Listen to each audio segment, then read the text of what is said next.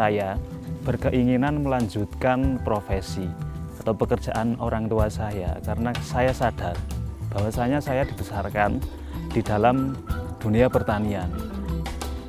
Dan saya ingin menjadi seorang petani, itu adalah cita-cita saya.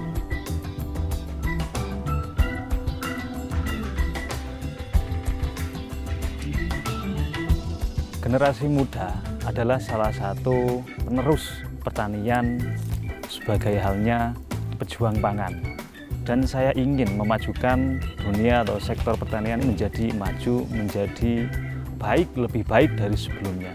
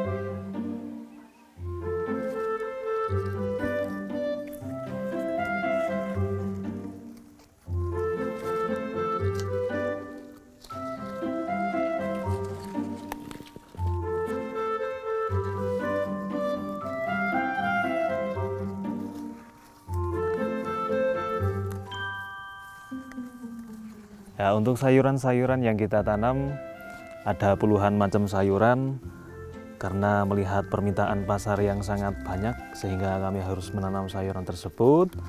Seperti halnya pakcoy, ada permintaan pakcoy baby, kami harus menanam sendiri karena kalau di daerah sini nggak ada yang namanya pakcoy baby kalau di petani umum, jadi kami harus menanam sendiri.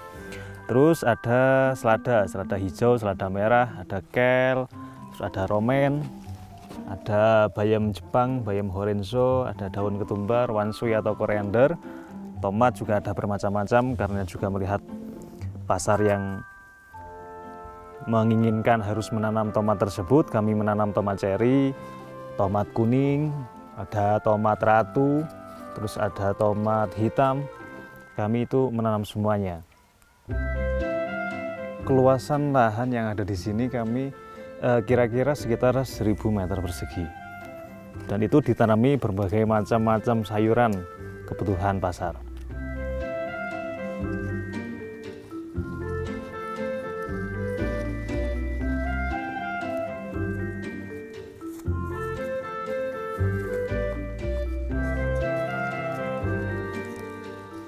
Assalamualaikum warahmatullahi wabarakatuh. Perkenalkan, nama saya Mas Muklis, salah satu perintis dari Kebun Sayur Sehat Pak Min. Kami beralamat di Dusun Selonduwur, Desa Batur, Kecamatan Getasan, Kabupaten Semarang, Jawa Tengah. Mulai pertanian, saya terjun di dalam sektor dunia pertanian itu ketika saya lulus dari pondok pesantren. Dulu saya tidak kuliah, tapi saya belajar taklim atau ta'alum di dalam suatu pondok pesantren di Tegalerjo. Banyak dawuh-dawuh atau perintah dari guru ketika pulang ke kampung halaman, nanti diarahkan kalau bapak atau orang tuanya petani, silahkan membantu bapaknya atau orang tuanya di dalam dunia pertanian dengan pertanian yang baik, dengan pertanian yang benar.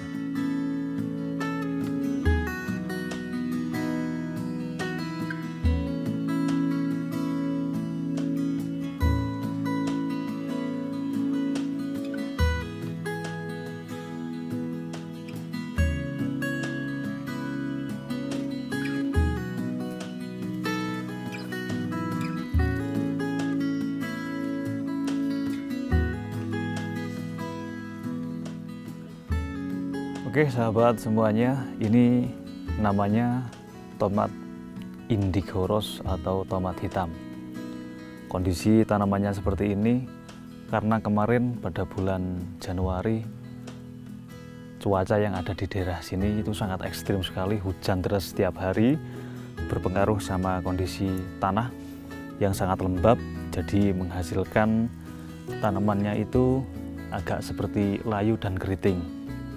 Dan ini hasil dari bibit atau benih yang kami kembangkan sendiri. Tomat indigo rose sangat banyak akan khasiatnya, salah satunya adalah mencegah penyakit kanker dan diabetes karena kandungan oksidan yang sangat tinggi. Ini yang sudah matang.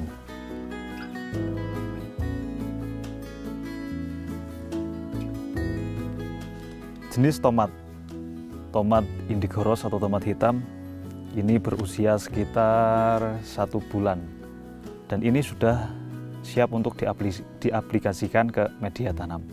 Untuk estimasi atau umurnya sampai panen sekitar 3 bulan untuk tomat hitam. Dan pun tidak hanya tomat hitam saja, ada tomat ceri merah, ada tomat ceri yang berwarna kuning, ada tomat ratu, ini tomat yang ceri kuning. Di sini kami juga mengembangkan benihnya sendiri supaya tidak ketergantungan dengan pabrik benih. Semua yang bisa kami kembangkan, benihnya kami kembangkan sendiri, kami mandiri untuk mengembangkan benih supaya tidak tergantungan oleh pabrik benih.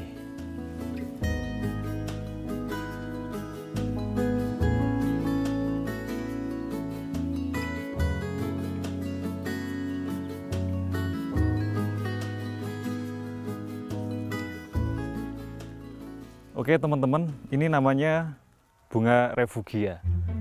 Bunga refugia ada berbagai macam-macam jenis dan ini namanya bunga kenikir. Saya jelaskan terlebih dahulu, bunga refugia ada bunga kenikir, bunga kertas, bunga matahari dan lain sebagainya. Fungsinya adalah penangkal hama. Penangkal hama kami dulu pas penyuluhan di pertanian organik disuruh untuk nanam bunga refugia dengan fungsi sebagai penangkal hama.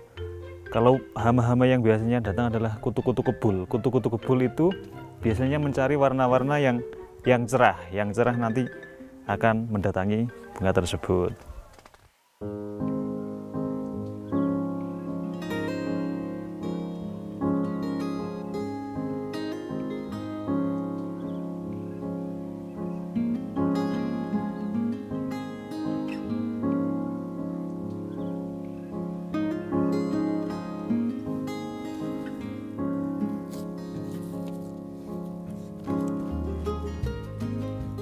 Oke, dalam kesempatan kali ini kita akan memilih dan tata cara memilih menanam untuk menghasilkan benih wortel. Kita akan menghasilkan yang panjang. Ketika akan menghasilkan yang panjang berarti kita potong bawahnya itu sedikit biar wortelnya nanti hasilnya panjang. Ketika sudah seperti ini kita tanam.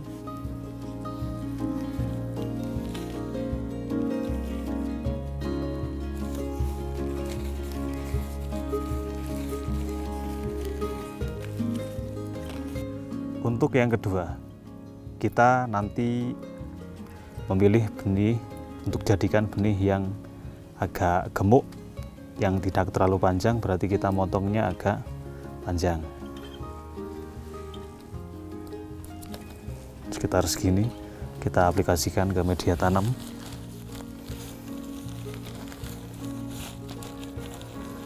Lah, ketika sudah seperti ini nanti dibiarkan tumbuh dan berbunga. Nanti di bunganya tersebut terdapat benih-benih wortel yang akan dijadikan benih.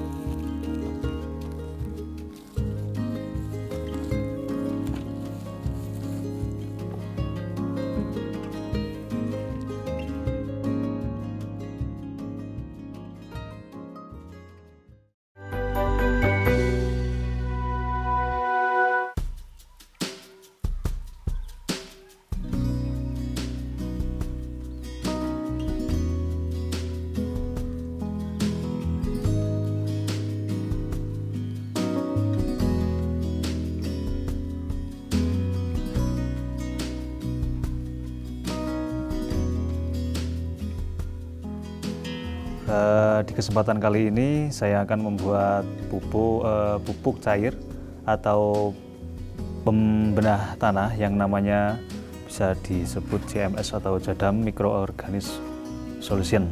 Untuk bahan-bahan yang kami gunakan, yang pertama adalah kentang. Kenapa kami memilih kentang? Karena kentang adalah salah satu bahan yang mengandung karbohidrat yang tinggi di antara yang lain-lain seperti halnya singkong dan beras dan yang lain-lainnya. Yang kedua, kami juga menggunakan leaf mold, biasa disebut humus daun atau busukan daun. Terus kami juga menggunakan garam dapur atau garam kasar, karena ini untuk mengganti air laut atau kandungan mineral.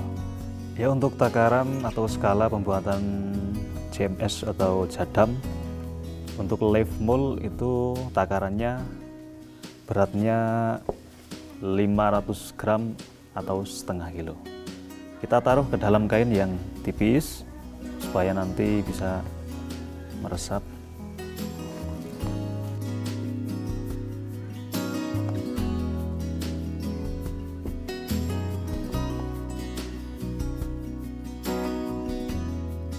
Setelah itu kita tali dengan navia supaya tanah itu enggak keluar.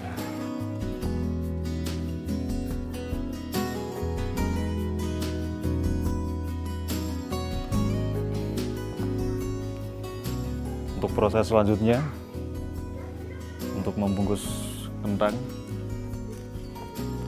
untuk skala kentang idealnya adalah 50 gram, untuk maksimalnya 150 gram.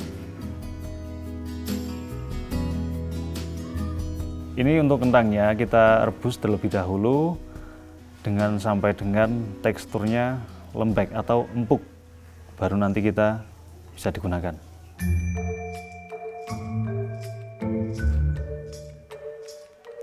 Selanjutnya kita encerkan garam dapur menggunakan air putih.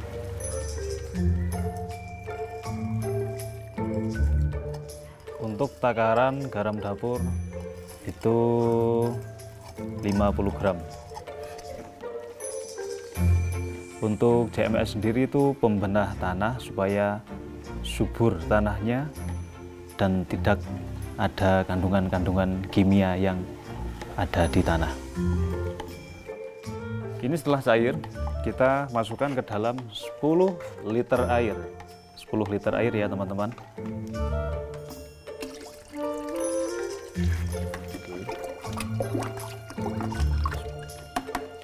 Setelah itu kita masukkan leaf mold atau humus daun.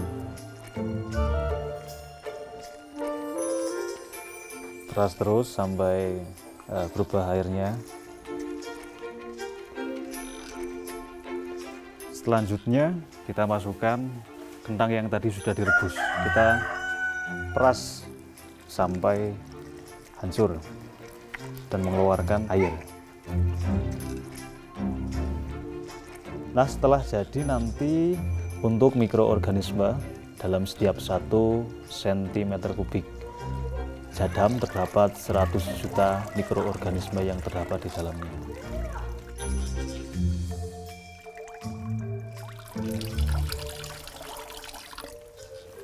Oke teman-teman, pembuatan media pupuk Jadam cair kita sudah selesai, tinggal menunggu waktu. Kita nanti tutup dengan rapat supaya proses yang ada di dalamnya nanti bekerja dengan baik, tutup dengan rapat, dan waktunya itu 3 hari sampai bisa diaplikasikan ke media tanam.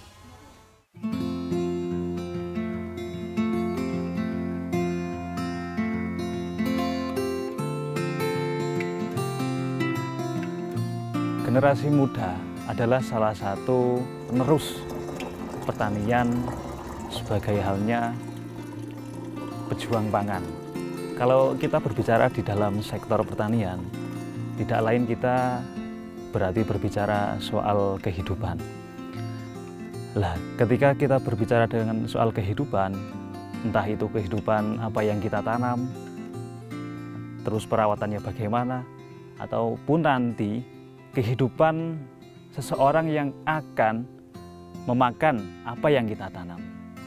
Kami berharap anak-anak muda ini akan lebih banyak, lebih berminat di dalam dunia pertanian, karena saya berkeinginan di dalam beberapa tahun ke depannya kita masih bisa merasakan nasi yang kita tanam, nasi yang ditanam oleh anak-anak bangsa Indonesia, ataupun sayuran yang ditanam oleh anak-anak muda bangsa Indonesia.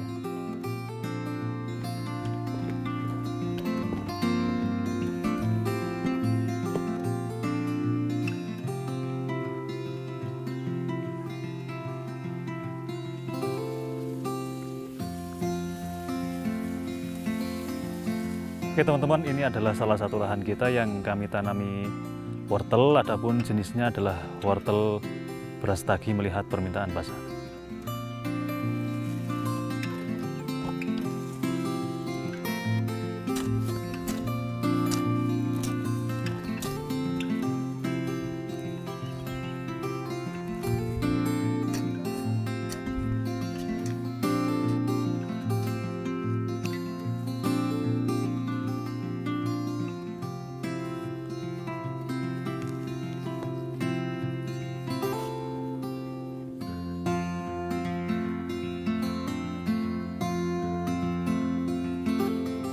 Oke teman-teman, ini adalah lahan yang kami tanami wortel.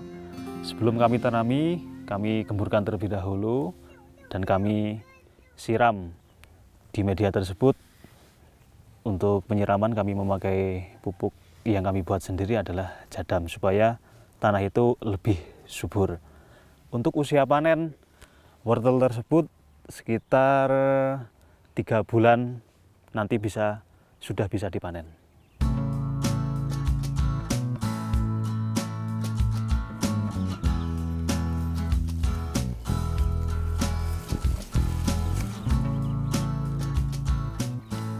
Kami ataupun saya berkeinginan melanjutkan profesi atau pekerjaan orang tua saya karena saya sadar bahwasanya saya dibesarkan di dalam dunia pertanian. Saya sebagai rasa wujud terima kasih saya menjadi seorang petani itu adalah cita-cita saya, ingin meneruskan profesi orang tua saya. Dan saya ingin memajukan dunia atau sektor pertanian itu menjadi maju, menjadi baik, lebih baik dari sebelumnya.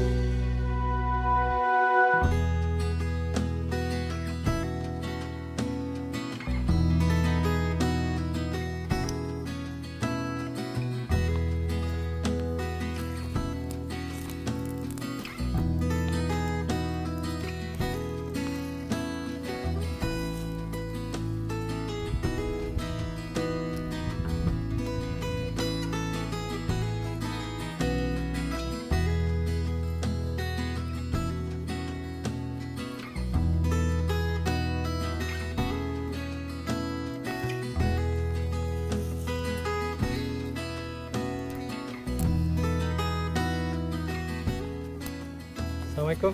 Waalaikumsalam, monggo Mas. Muklis Pak Min. Lagi ngapain ini? Ini sama Bapak lagi panen wortel Mas. Panen wortel? Ya, wortel Brastagi ini. Brastagi. Umur berapa yang dipanen? Ini umurnya sudah berumur sekitar 3 bulan, jadi sudah siap panen dan ini wortelnya Mas. Bagus untuk warnanya, kalau Brastagi bercorak ke oren-orenan, seger. Ya, lebih menarik ya? Ya, lebih menarik Mas.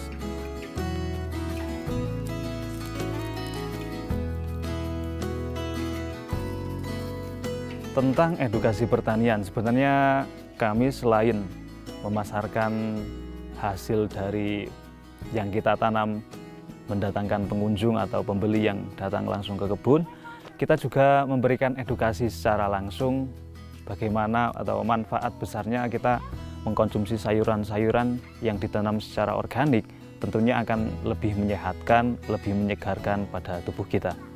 Kalau soal mengenai ilmu yang kita bagikan, kalau menyinggung ilmu yang dibagikan itu nggak ada ruginya, malah itu akan menjadi tambah berbeda dengan harta ya. Berbeda dengan harta, ketika kita punya 10.000, kita kasihkan 10.000, maka harta itu akan habis. Ketika ilmu, kita mempunyai ilmu, satu bidang ilmu atau ilmu pertanian lah, kita bagikan atau berikan kepada orang lain, itu nggak akan rugi, malah kita akan semakin tambah amal yang kita berikan kepada orang lain.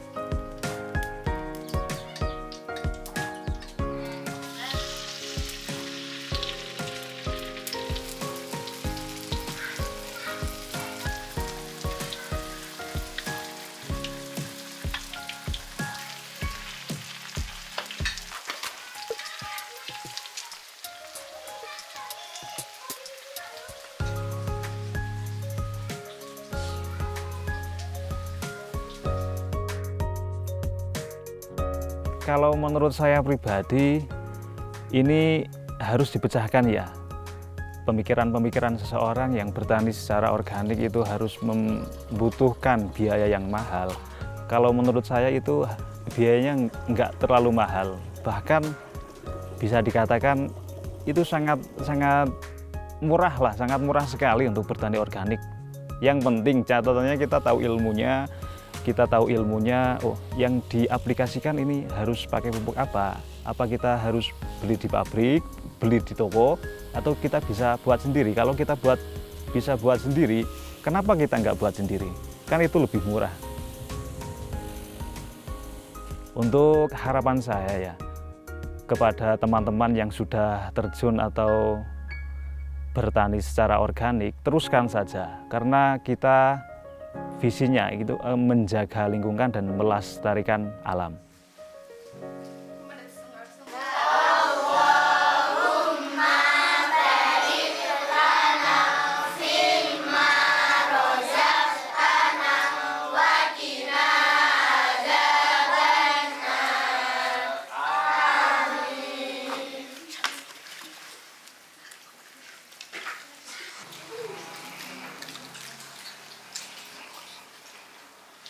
Anak-anak enak tidak?